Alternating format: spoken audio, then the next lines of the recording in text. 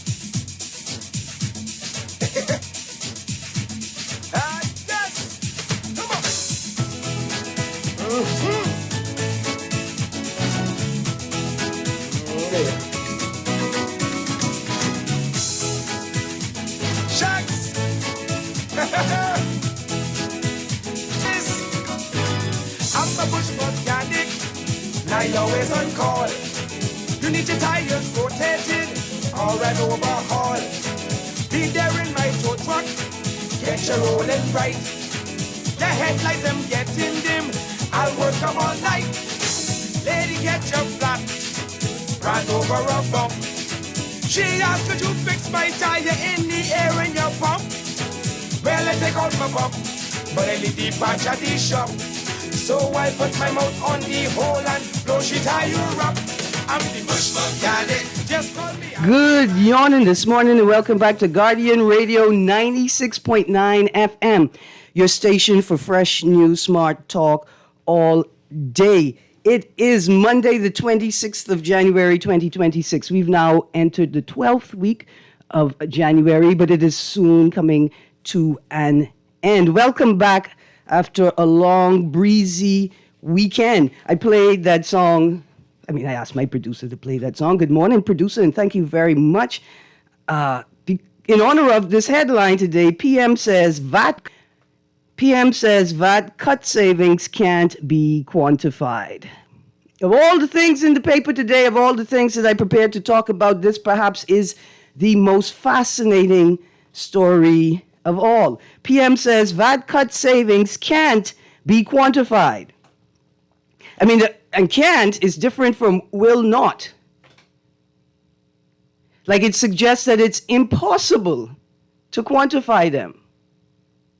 Prime Minister Philip Brave Davis has defended his decision to eliminate value-added tax VAT on unprepared food in grocery stores despite an estimate by the Nassau Guardian that the average household could save just $11 per month. Quote, "We did not move until we were sure the economy was on solid ground and the recovery was real, so we could protect jobs, keep the country stable, and still give families the relief that lasts," Davis told a crowd of Progressive Liberal Party supporters on Thursday night. Okay, good. This is very good. Stick a pin. He was talking at a rally.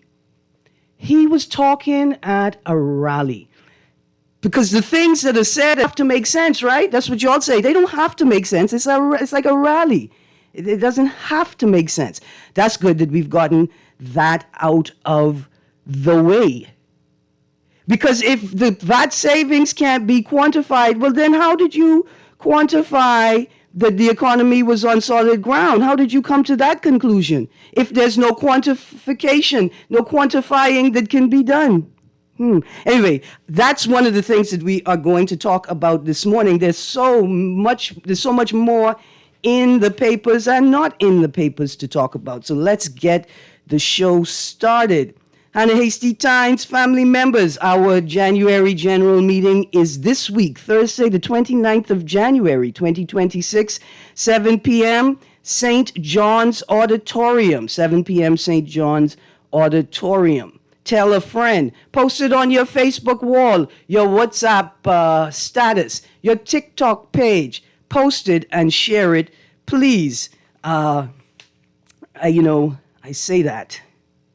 Hannah Hasty Times family members. Office of the Prime Minister, let's have less posting on social media, please. We're going to get to that story in a moment. Also, today, Monday, the 26th of January, it is Ministry of National Security Community Centers Awareness Week. The first event is being hosted at the Edmund Moxie Community Center today. Lunch and learn from 10 a.m. to 1 p.m. Go and check it out. All right, so a little light news. And as we move into this segment, here are the numbers to call. 323-6232. That's 323-6232. 325-4316. That's 325-4316. 325-4259. That's 325-4259. And 242-300-5720. 242-300-5720. Text line, powered as always by BTC. That's 422-GR96. That's 422-GR96. Got a text here says, so, good morning. So Mr. Davis is, quote, flying by the seat of his pants, close quotes then. That seat must be quite raggedy by now, probably hanging by a thread. I mean, that airline had complete the whole flight in the door. He can make it. You know, once he fly low, he'll be all right. Like the rest of us have to fly. Like the rest of us have to fly. All right, here is your daily dose of positive. A few months ago, a caller called in very upset with me, felt that my tone was disrespectful when referring to some politicians and senior policy makers. He singled out a phrase that I use, honorable Bidem. He thought it was disrespectful. I pointed out that perhaps it was, but it's a mechanism used to critique and hit the Westminster system and its operation in the Bahamas. Do these honorable men and women behave like honorable men and women?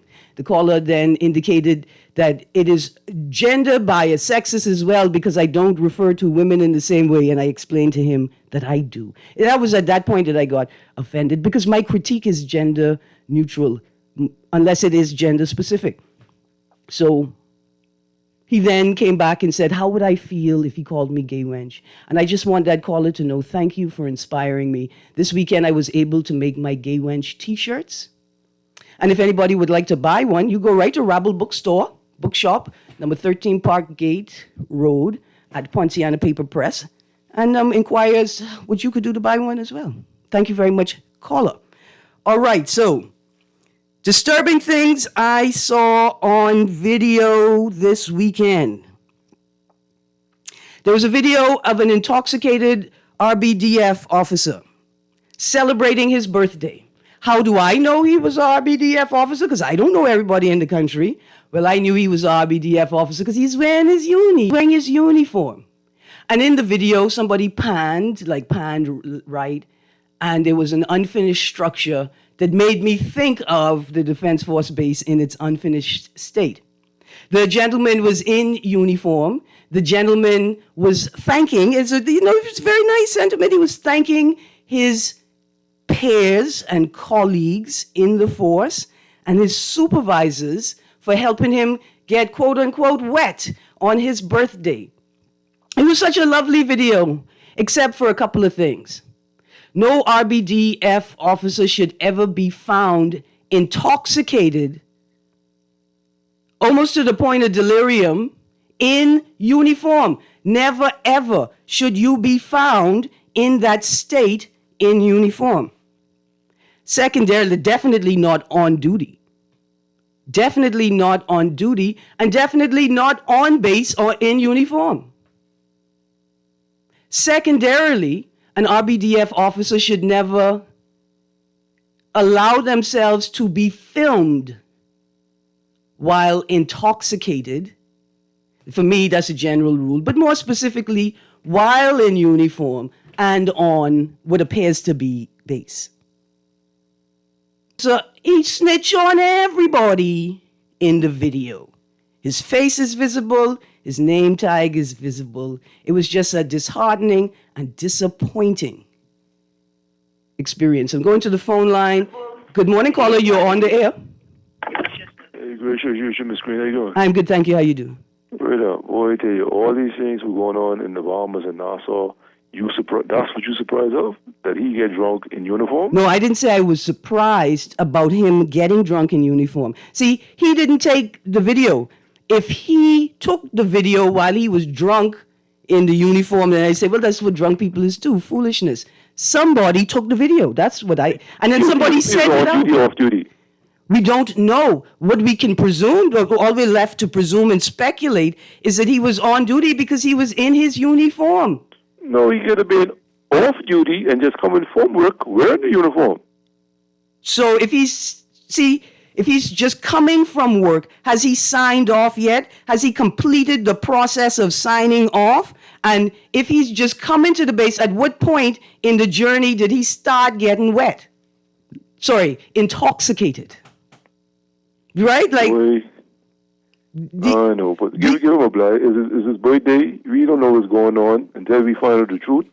Then let's demonize him after we find out what's going on, if he was on duty. I'm not demonizing him. If that's going to take place, it is of the senior officers, particularly those responsible for training, that it would allow an environment like this to exist where people think this is okay. Yeah, they're wrong for that one. But I really call the show, right? Yeah. So what's going on with PMH? I hear on the news that they had the people who work there, right? The doctors and everything leaving. Is that correct, what I heard? So there is an article in today's paper, Unions Warning of Healthcare Collapse. Dr. Lockhart, doctors leaving in droves as they feel abandoned. So question. Yeah. So if you go to PMH, you might chance dying just by walking through the door. Now you can dead because you know doctors there. Before I tell you, we're in a predicament. We are in a predicament, but the greater predicament is our inability to correctly identify the source of the dysfunction. So what's going on? So they looking for pay or something? So when we would sell, okay, and I guess call in and then call back so we could talk about the iguanas. In the most recent industrial agreement, and producer, let's prep that next caller. Caller, coming to you in a moment. Don't go anywhere. They're saying that terms agreed upon referencing overtime pay are being disregarded. The ministry or the authority is saying that they have exceeded the funds allocated for overtime pay already, so they don't know what they could do. You know what they could do? Find the money. The same way they find the money to do everything else, particularly when it comes to the political class. Like how y'all found the money to have a second memorial for Obie Wilchcombe in New Providence at Bahama. You found the $25,000 in the Commission for Persons with Disabilities budget. Find the money, maybe in the House of Parliament budget or the cabinet budget or the 2 meets, 3 meets, 4 meets budget. Like you remember when the Privy Council came here about 2 decades ago and y'all had 2 receptions? Y'all had 2 8-meet receptions? Y'all remember that? No, we don't remember that, hey. The caller. Good morning, caller. Yeah, good morning, Erin. Hi, good morning. Bahamas. Erin, the caller know that once you're in uniform, you're always on duty, okay? Yes, sir. It's the integrity of the uniform that's important. Yes, Nothing sir. else, not the individual. It's the uniform. And until we respect these positions and the uniform, then we'll continue to have these particular things. Now, my primary purpose of calling Erin, I had the unfortunate opportunity to be driving, and I ran into that situation involving that 68-year-old senior citizen who was beaten to death. On East Bay Street, yes. That was, it's unbelievable to see the level of disrespect that the younger generation has for the senior citizens. I don't know what would have transpired or what would have led to that brutal beating, but we hope that a thorough investigation is done. And if that individual is found wanting, we hope that he would face the full consequences of the law, because there's no justification for a 39-year-old man to beat a 68-year-old man, you could control that man with one hand, without using that type of violence. So it's just unbelievable, that when you see some of these things, Erin, you read in history and you see on television, but you never thought that you would be living in the Bahamas to see these things actually happening in this unbelievable. Yes, sir. That's just my contribution with respect to that. Absolutely. The only thing I would add is I would say virtually, right? Like virtually all 68-year-olds. There may be a circumstance in which somebody may feel it's warranted. That's a totally different discussion about whether you should do it or not. We do have a major problem going on. I tell you another thing that's going on. We have a disregard for mental health and psychological crisis in the country. There are far too many men and women, I want to say, roaming the streets, but I don't mean in the public, I mean in the actual road, right? Because there's nothing that prevents these people from enjoying the same freedom of movement that we enjoy. That's not what I mean. What I mean is on Friday afternoon or Saturday, I think it was Friday, heading west on Shirley Street, immediately in front of St. Matthew's graveyard, on the Shirley Street side, there was a man standing in the road, holding his pants halfway up. Obviously, he wants to be seen. That corridor right there narrows so much, it's dark. And then, of course, y'all don't ever put your, I was going to use a profanity. You don't put your cell phones down, so you're not actually watching the road to see what's happening around you.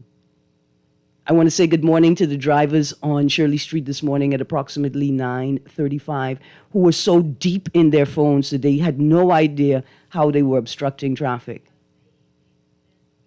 Yeah, we have a mental health crisis in this country that is just being ignored. See, that's why this headline, PM says VAT cut savings can't be quantified. See, when you realize that the government has abdicated entirely its responsibility to the people, the citizens and their real lived experiences, and can only focus on statistics and an economy, and then you realize even the economy, they are running poorly because they think they could say to you, well, we can't even quantify the savings from that VAT cut, Anyway, let's go to the text line, and then we're going to go back to disturbing things we saw online this weekend. Ms. Greene considered that he also said his superiors are the ones. No, I didn't forget. I mentioned that. He snitched on everyone. And that's right. If you're in uniform, you're on duty. That's it. That's the rules. That's what you see. Y'all thought by taking off your dress shirt, by taking off your shirt, that you no longer on duty. But what you were doing was protecting yourself and not protecting the integrity of the uniform. Here's another text. Your call is missing the point. Read Defense Force officer allegedly drunk in uniform. Whether on duty or off duty is irrelevant. It's the height of irresponsibility by the officer and his colleagues. You know what happened? I know y'all forget. Y'all don't remember the video? What we doing, squaddy? We drinking. 2 police officers in the car. Like y'all give them the one car with the computer, and they in it drinking beers. All right. So disturbing things we saw online this weekend. Royal Bahamas Police Force officers fighting in a station. Now, technically, I didn't see anybody fighting. I saw what I can infer is the aftermath of some sort of major conflict. Senior officers in the space were, I don't want to say desperately because that may sound like they didn't have control, but were urgently, like they were calming the scene down. And so I've asked a good brother, Kahun Anku Sarah, Cleveland Enos III, doctor, to share with me, right, some music and some content, media content to share on the show over the next few days. That was very disturbing, right? RBPF officers fighting. And because that's after countless videos of people fighting. Women fighting in the road. A man goes to try and protect a woman who's being ganged. The group of women turn around and gang him. two men fighting in the road, throwing blows. I saw several videos of multi-car accidents also over the weekend. And then we have the tragic fatality. I think it is also noted in today's Tribune on page back here in another story. Anyway, a tragic traffic fatality. Police on Abago are investigating a traffic fatality that occurred on Saturday. This is from Eyewitness News report yesterday, which claimed the life of a 58-year-old male. According to preliminary reports, shortly after 8 p.m., police were alerted to a traffic accident on Forest Drive involving a vehicle and pedestrian. Upon arrival, officers observed an unresponsive male lying on the southern side of the roadway, along with the driver of a white Jeep Cherokee. Emergency medical services attended the scene, examined the victim, and confirmed that there were no signs of life. The driver is assisting police with ongoing investigations. This is another tragedy and like needless tragedy. We have protocols, we have standards, we have regulations for the proper, there's that music, right? For public infrastructure, for road works, road lighting, road conditions. All of these things exist. It appears as if no one cares. Just as we go to the break, it also appears as if we've stopped teaching people how to be pedestrians, how to use the road properly and according to the law. And I can say this, now look here, I love a vocab, you know. Y'all seen the new VAD video, the promo video with vocab and Bahamian Trey? I love it, right? But at the same time, see, vocab is make adult music too. Teachers, what you're supposed to be doing is teaching the children how to use the road safely and not teaching them that song about Backseat Warrior, okay? I'm devastated. We're going to a break. When we get back from the break, we're going to get through these texts and we're going to get into the headlines. You're on the clock with Erin Greene. We'll be right back. Boy, you know what? Nobody, what happening? Joe bringing these knives to school. He could do Junior in. For what? Boy, he fooled with Joe girl. Mother sick. And you know Junior don't back down for nothing. So that means you got a big fight tomorrow. So whose side you on? Side? I trying to stay in school, not Simpson Pen. We gotta tell somebody about this fight. Tell somebody. I ain't no snitch. I mean cool, you know. Boy, if you so cool, then you need to stay in school and stay out of the fight. Yeah, but if I don't hang on Joe's side, him and these boys coming for me next. Alright, so we definitely gotta tell somebody. We gotta prevent the fight. What I say, I don't want nobody call me snitch. We could just call Crime Stoppers. You could report what you know, and nobody gotta know it's you. So how did I avoid? All you gotta do is call them, or you text them through the Crack Crime Bahamas app, and nobody can know it's you. Then the police come looking for me for more info, and when they finish with them, Joe them coming looking for me? When you call Crime Stoppers, the call go directly to Miami, and they don't ask nothing about you. Then you can get the pen from them, and you can claim a reward later using that same pen. Plus, everything's scrambled, so nobody can read what you're saying. Call 328-8477 from Nassau or 242-300-8477 from the Family Islands. Love the show? Want to give your support? Become a sponsor today. Call 302-2300 for our rates and packages. That's 302-2300. Become a sponsor on Guardian Radio 96.9 FM. Fresh news, smart talk, all day.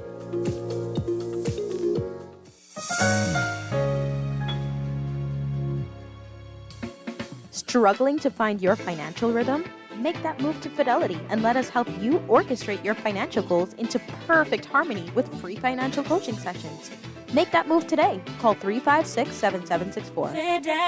Fidelity, we're good for you.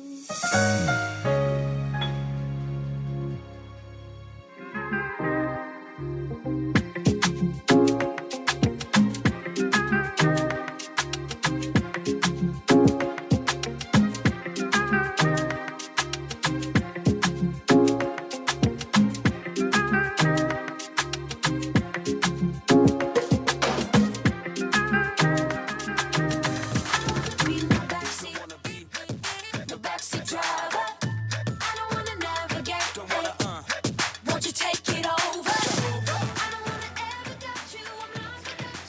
Good morning and welcome back to On the Clock with Erin Greene. Producer, you saw that letter to the editor this morning. PLP backbenchers non-existent in House of Assembly. I can be honest with you, the whole Westminster system is non-existent in the House of Assembly, and this seems to not be troubling many of us.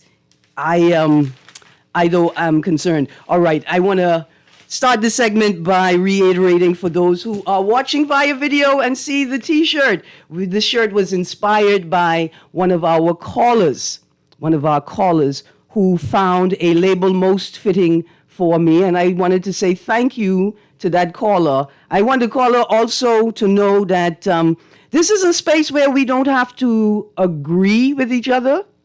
We have to have regard for the rules and practice empathy and spatial awareness and regard for other people and be respectful. That's all.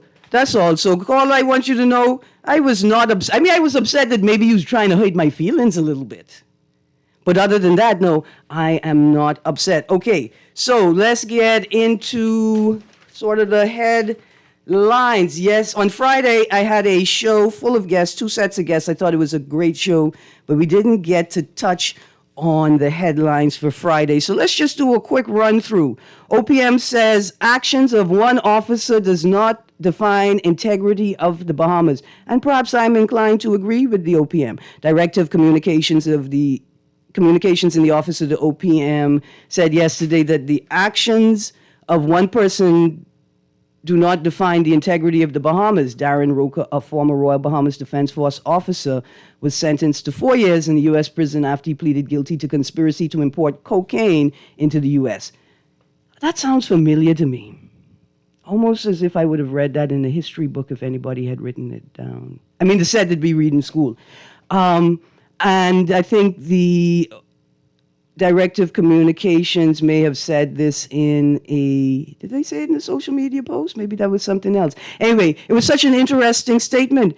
And so true, Director of Communications made that the actions of one officer does not define integrity or do not define the integrity of the Bahamas. And then I remembered this story from the 16th of January in the Nassau Tribune. Former cop cries at guilty verdict. Former Police Staff Association Chairman Sonny Miller broke down in tears yesterday after being convicted of smuggling $1.4 million worth of cocaine and $34,000 worth of marijuana into Acklands in 2022. And then I saw this, the other story, Marine and ex-con remanded on armed robbery charges, 23rd of January 2026, in the very same paper that the OPM statement was in. A Royal Bahamas Defense Force Marine who allegedly committed 2 armed robberies with an ex-convict was remanded to prison yesterday. Listen, this is so interesting, right? So Burroughs is the ex-convict, right? Burroughs is accused, okay, here we go. There's something in the conviction stemmed. Okay, so in 2023, Burroughs was convicted of assault with a deadly weapon and a couple of other charges and sentenced to 2.5 years. Oh, let's read the charges. He got 2.5 years for assault with a deadly weapon, possession of a firearm and ammunition, right? Sentenced to 2.5 years. The conviction stemmed from a 2019 incident where Burroughs fired a pistol into a crowd. Austin, the RBDF officer, testified on Burroughs' behalf at the trial. I'm just saying, you're right, sir. You are absolutely right. The actions of one officer do not define the integrity, the integrity of the Bahamas, the entire country. No, you're absolutely right. Oh, and then remember that intoxicated RBDF officer story? There, that one too. Yeah. So I just thought that was interesting. Let's go to the text line quickly. Here's a text. The government is going to Grand Bahama to hold their cabinet meeting. They need to use the money to pay the nurses overtime. The hospital only survives from overtime. Perhaps they can take some monies from the consultants' retired permanent secretaries. Okay, see, here's my thing. The healthcare has to run 24/7. The services have to run 24/7. It's not like a government service that the office closes at 5 and work stops at 2:45. It's not like that. I don't mean to disparage. I don't want you all to think that I'm disparaging all public servants and civil servants. That's not what that joke was about. All right, so then what maybe was the most exciting story in Friday's paper, 15 get PLP nod.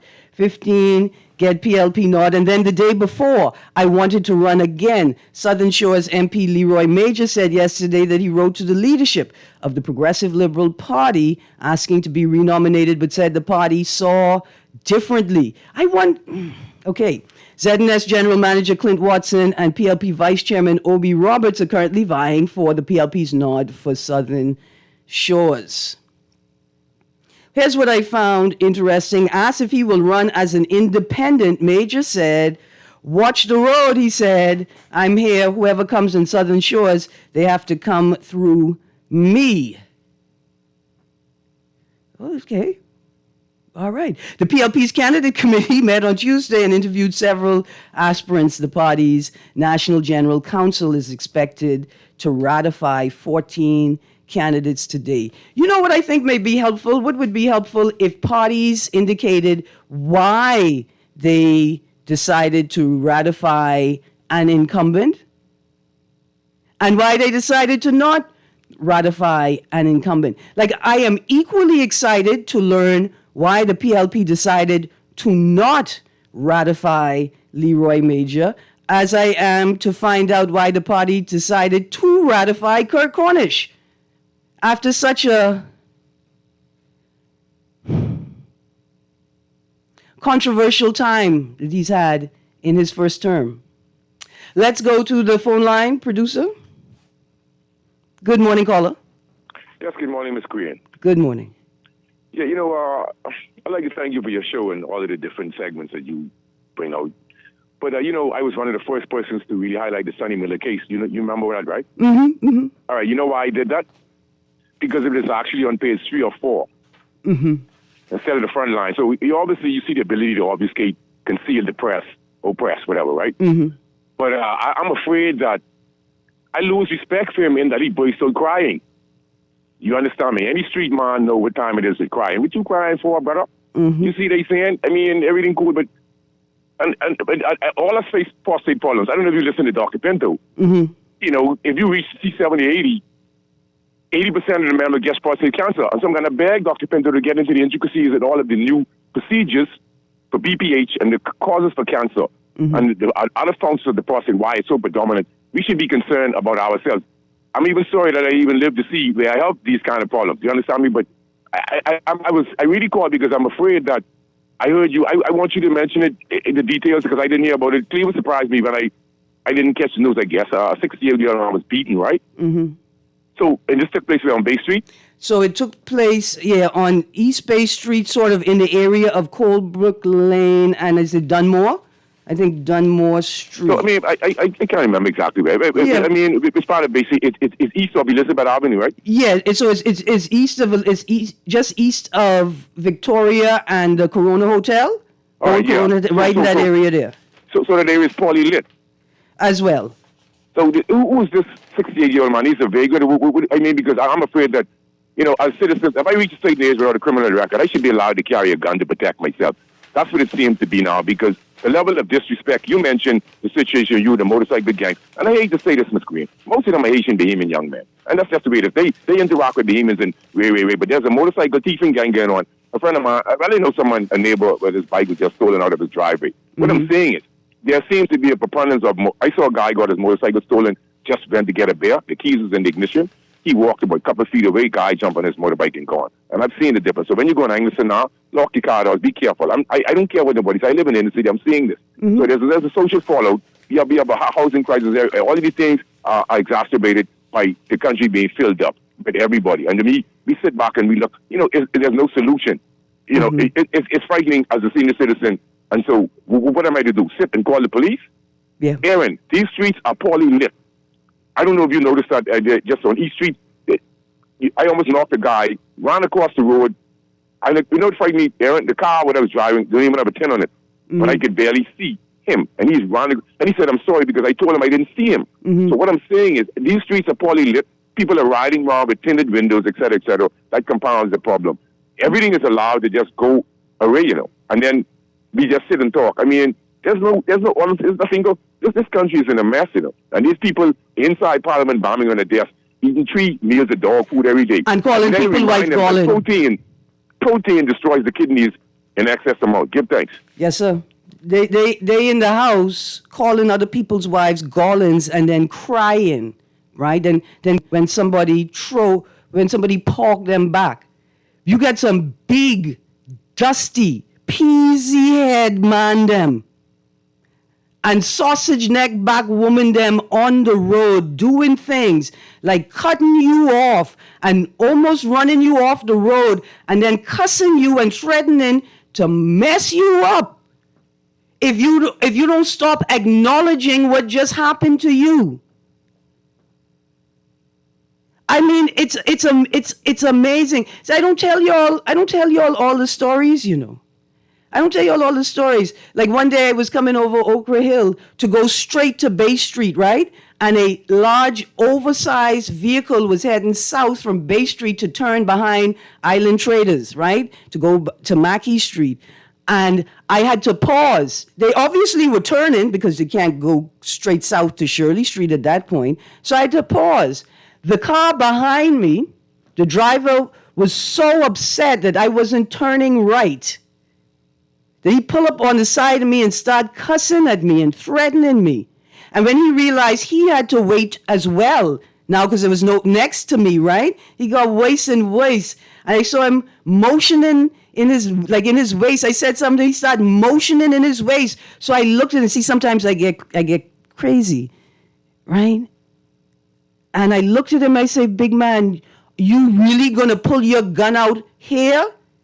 And I call him officer. I say, officer, you gonna pull your gun out here at me right now because I had to stop my car?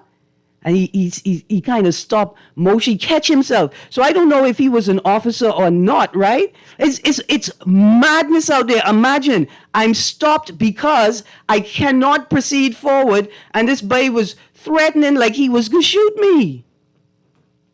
And the police are all over the place asking you, why are you seeking their attention? Evidenced by the ticket I got for trying to draw their attention to people making a mockery of them in the road. See, but it's important to remember what the caller just said. Bad man don't cry. Why are you all out here acting like gangsters and then crying when people are simply acknowledging the harm that was done to them? And that goes for the political class as well. Producer, let's go to the phone line, please.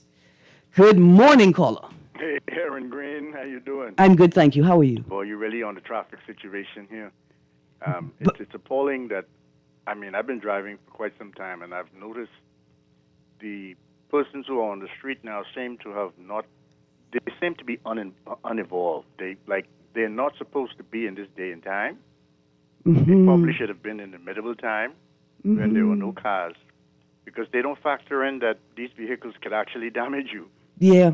And you seem to be very sensitive to this, and I'm beginning to pay special attention. Could you send me these text messages that you can't read on air?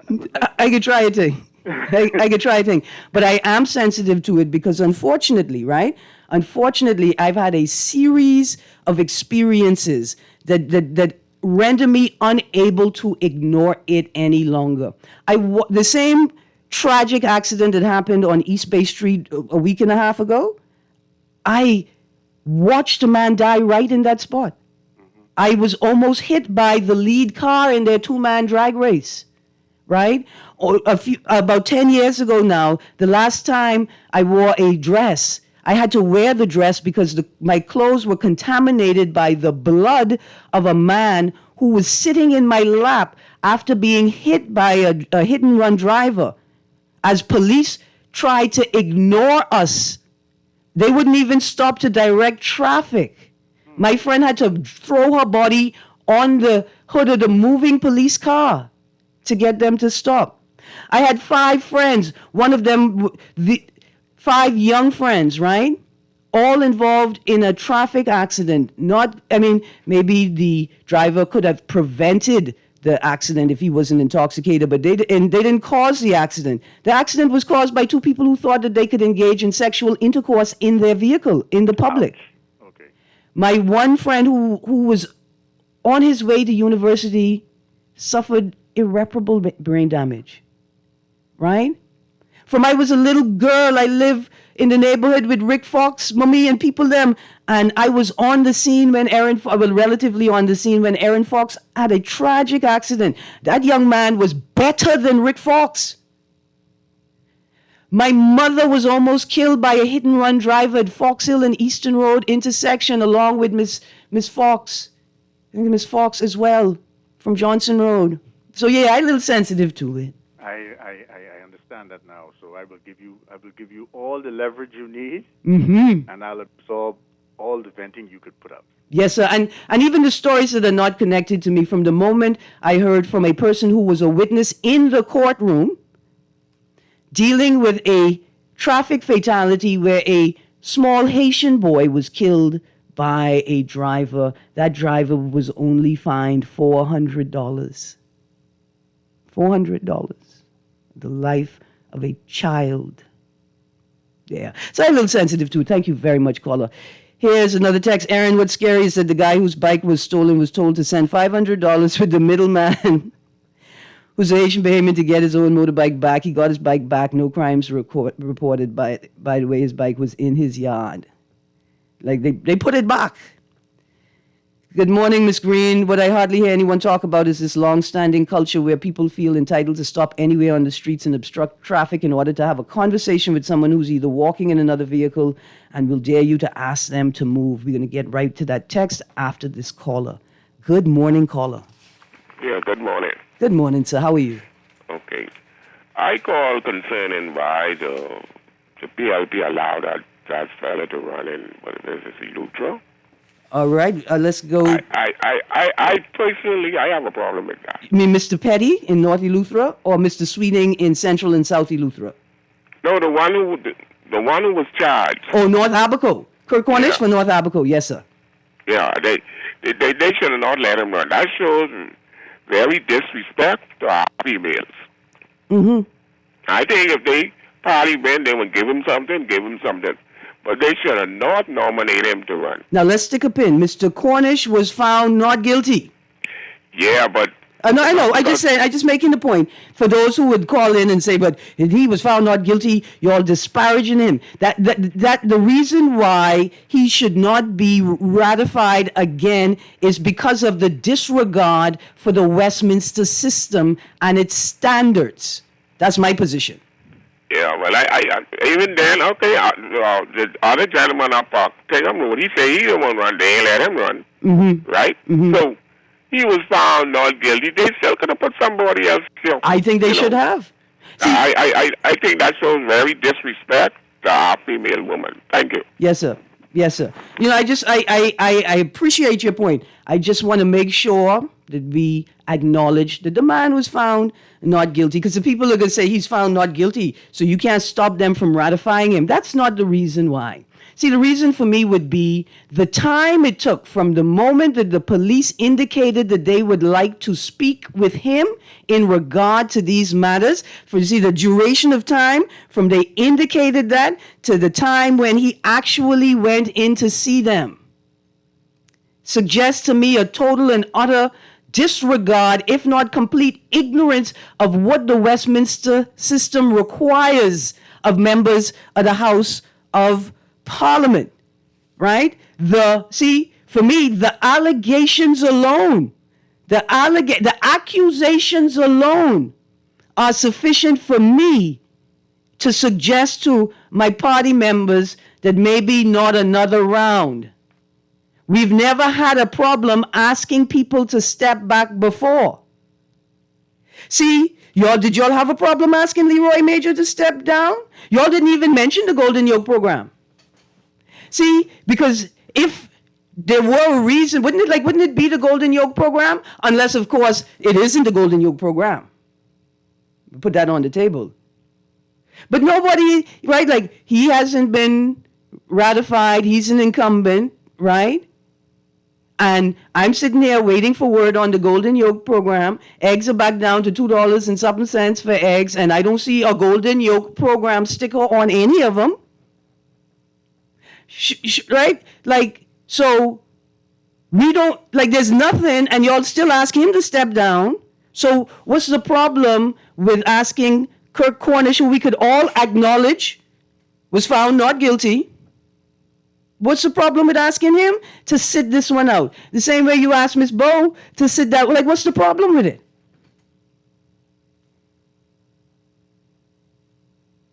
That for me is concerning. And then I'd like for somebody to ask Mr. Petty, what's up with this change of heart? What's up with the change of heart? Why is anybody excited to get back to Eleuthera? Y'all can't keep the power on, you can't keep the water on, you can't keep the lights in the roads on, you can't keep the roads paved, you can't stop the people from speeding up and down the roads.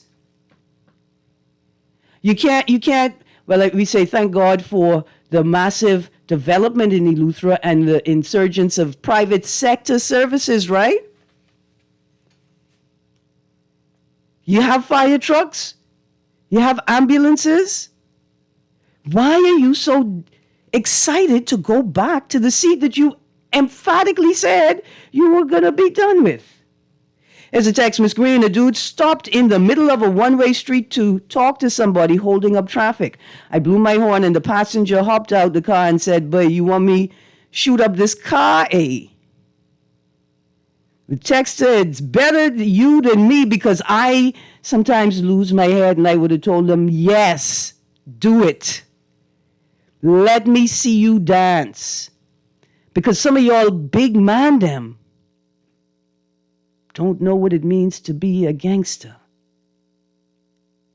There are many of us who are tired of it. And the only thing we could do is beg the Ministry of National Security and the Prime Minister to cause and compel those under their supervision and their colleagues to govern themselves, to discipline themselves, to moderate their behavior, to live up to the statutory, the ethical, and moral obligations that they have volunteered themselves for.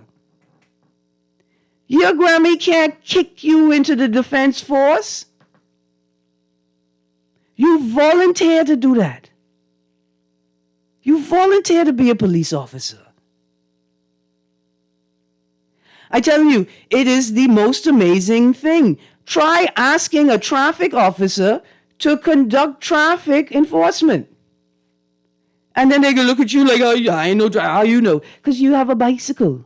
And you got the black uniform. And you got the shorts. We're not being disrespectful. That's just what your assignment is. Do that. Here's a text also. Many pedestrians are now walking with their heads engrossed in their phones. It's like they're androids or mindless robots. They act like cars can hurt them or drivers are not doing likewise on cell phones. It's ridiculous. Eleuthera, Back to the Future.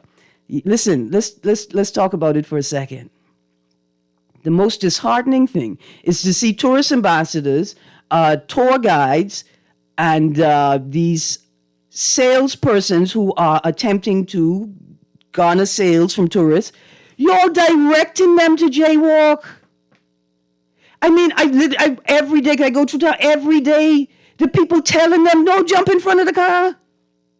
The police telling them to jaywalk. The police watching them jaywalk. The people heads deep in their phones. Central Bank, y'all put a pedestrian crossing at Balcony House, where virtually all of your staff, where they used to cross the road, put the pedestrian crossing there. Or please figure out how to compel your staff to use the pedestrian crossing that you put there for them to enter the parking lot. And just before we go, East Hill Street, right next to Government House. On Friday when I was heading home, I had to pause and wait for a fire truck to make a 7-point turn because the people were double parked on East Hill Street. Oh, yeah, and then the people are always in the disabled parking spot. And I get it because the budget was, removed, had $25,000 removed from it the other day for that budget cycle. And I bet you they never replaced it. I'm not a wagering person. Don't mind me. It's at the root, Take care of the pennies and the pounds will take care of themselves.